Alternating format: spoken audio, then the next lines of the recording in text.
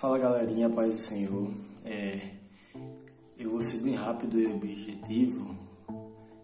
Estou passando aqui para falar apenas de uma palavra que nos últimos dias eu ouvi na minha congregação e eu fui fortemente impactado por ela, e eu não poderia deixar de passar essa situação para que vocês também fossem edificados. Eu iria contar uma história que está descrita no livro de 2 Reis, capítulo de número 3. Essa história ela vai permear em torno de 3 personagens principais. Primeiro, o rei Jorão de Israel, que reinava naquele tempo, filho de Acabe. Segundo, o rei Josafá de Judá, que reinava na cidade de Judá naquela época. E por terceiro, o profeta Eliseu, que foi um dos discípulos, né? Na verdade foi o principal discípulo do profeta Elias. Essa história ela é interessante porque tem o seguinte: primeiro vamos analisar o contexto histórico. Jorão era rei e o pai dele, que era Josafá, que na verdade era Acabe, ele reinou, e a Bíblia fala que ele foi um homem que não fez a vontade de Deus quando ele reinou sobre Israel. Isso porque ele adorou vários profetas, como por exemplo os profetas de Baal e Azera, que o próprio Elias ele teve que intervir nessa situação. E o interessante dessa situação é o seguinte: quando o rei Acabe morreu, Jorão, seu filho, assumiu. Então Acabe ele tinha ganhado um contrato de paz, que na verdade naquele tempo era um contrato de respeito, contra os moabitas. Os moabitas tinham que pagar, escute bem, 100.000 ovelhas e 100.000 lãs também de ovelhas para o povo de Israel. Era um tipo de pagamento que eles tinham, porque eles tinham perdido uma guerra contra Israel. Acabe tinha vencido os moabitas, então eles tinham a obrigação de pagar a Acabe, a nação de Israel, essas 100.000 ovelhas por ano. E aí quando Acabe ele morre e Jorão assume, os moabitas se revoltam e dizem: não vamos mais pagar. Também dá para imaginar, 100.000 ovelhas são muita coisa. Eles dizem: não vamos mais pagar. E a partir de agora, Jorão ele se vê num beco sem saída. Então ele convoca aí o outro personagem que eu disse a vocês. Na verdade são mais 2 personagens. Ele convoca o rei de Edom e o rei de Judá, que nesse caso era Josafá. E aí o interessante dessa palavra é o seguinte: a moral dessa palavra é o seguinte: a diferença que um crente ele tem diante de várias situações, e como Deus pode mudar o destino de uma história só por causa da presença de um cristão.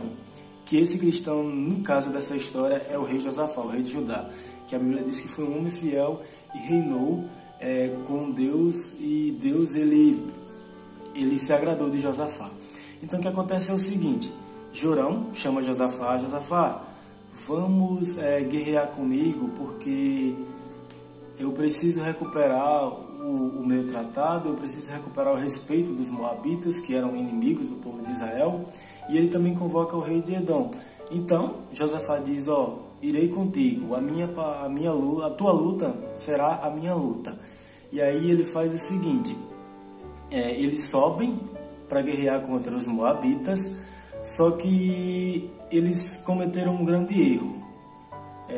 Não consultaram a Deus antes de qualquer coisa. Josafá já tinha, nesse momento, quando foi convocado por Jorão, Josafá deu a ideia: não, vamos convocar a Deus, vamos orar, coisa parecida. Olha a importância do cristão, sempre de tomar uma decisão, ele põe Deus em primeiro lugar.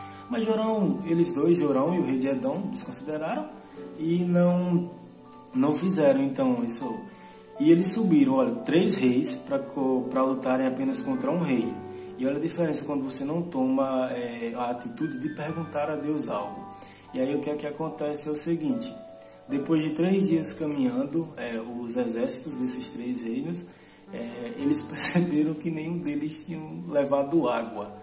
E para quem conhece sobre guerra, para quem gosta de assistir também séries sobre guerra, você entende que soldados bem alimentados e saudáveis de água eles também são ótimos em luta. Se eles não estiverem bem alimentados, em condições físicas muito boas, muito provavelmente serão derrotados pelos adversários, e aí não importa o número, porque a força física deles não vai mais existir. E então, eles se viram no beco sem saída. Aí, olha o crente surgindo novamente. Josafá vai dizer o seguinte, ó: existe por aqui algum homem de Deus que a gente possa consultar? E aí alguém disse para Josafá assim, ó: existe sim, Eliseu, o profeta Eliseu. Beleza, vamos até Eliseu. Chegando até Eliseu, Eliseu rapidamente conhece Jorão e diz: o que é que tenho eu contigo? Por que você não foi procurar os profetas do seu pai, que na verdade eram os profetas de Baal e Azera, né? O homem de Deus já foi logo repreendendo aí, o profeta Eliseu. Aí Eliseu, olha só, que interessante a diferença de um crente. Mas Eliseu percebe que que Josafá está com ele. E Eliseu diz o seguinte: se não fosse pela presença de Josafá, Jorão, o rei de Israel, eu não iria te escutar. Mas como Josafá se faz presente, eu vou te dar mais essa moral. Então, olha a diferença de um cristão. Deus cuidou deles porque Josafá estava por perto, porque havia um cristão de bom testemunho. E aí Eliseu, na verdade, ele vai procurar a Deus, vai questionar a Deus sobre algo. E aí o que é que ele faz? É o seguinte: Deus dá uma resposta a Eliseu. E a resposta de Deus a Eliseu é a seguinte: mandem eles cavarem covas, buracos na verdade, que eu farei a água jorrar.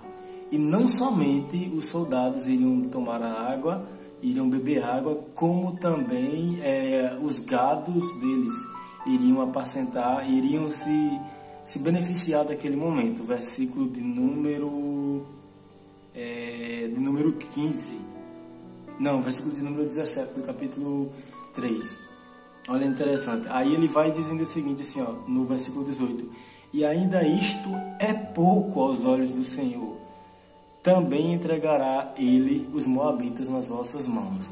Ou seja, entenda que a presença do cristão, ela muda várias situações. Pela presença de Josafá, Deus utilizou de Eliseu para que o povo fosse abençoado e aqueles 3 reis não perecessem. E não somente isto, olha como Deus ele muda a situação de uma forma tão extraordinária. Ele disse: não somente isto, eu também vou entregar a vocês os moabitas. Eu não vou apenas dar água para vocês, eu vou dar água para os seus soldados e para os seus gados e para os seus cavalos, porque eles levavam gado para que pudesse se alimentar, obviamente, e os cavalos para guerrear.